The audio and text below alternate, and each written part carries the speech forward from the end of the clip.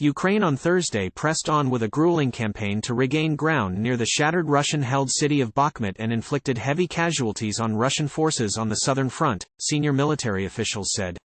The Ukrainian accounts outlined fierce fighting in many parts of the eastern front, but no new breakthroughs in the three-month-old counter-offensive. For all the latest headlines, follow our Google News channel online or via the app. Ukrainian advances have been much slower than gains they recorded last year in recovering territory in the northeast, as they proceed methodically in the face of deep Russian entrenchments. President Volodymyr Zelenskyy and other officials have dismissed Western critics who say the three-month offensive is too slow and hampered by strategic errors, like placing troops in the wrong places.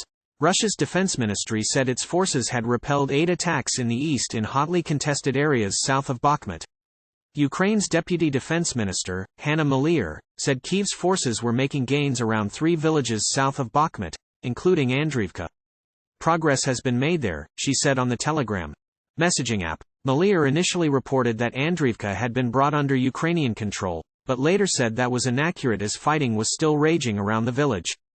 Russian forces captured Bakhmut in May after months of battles left the city in ruins.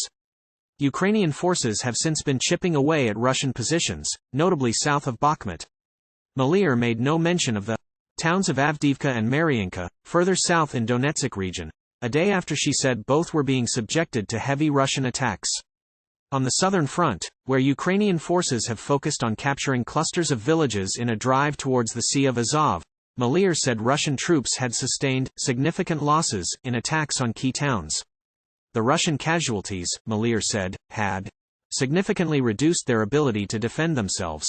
The drive southward is intended to split a land bridge created by Russian forces between the Crimean Peninsula, annexed by Moscow in 2014, and areas they hold in the east, expanded by their full-scale invasion launched in February 2022. Oleksandr Stupin, spokesperson for troops on the southern front, underscored the heavy extent of Russian losses in Moscow's attempts to recover lost positions.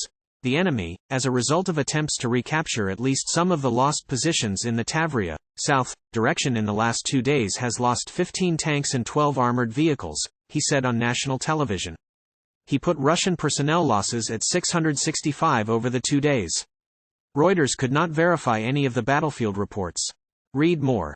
In photos, military training takes center stage for Ukrainian teens' education. Zelenskyy hails Ukraine's destruction of Russian air defense system in Crimea.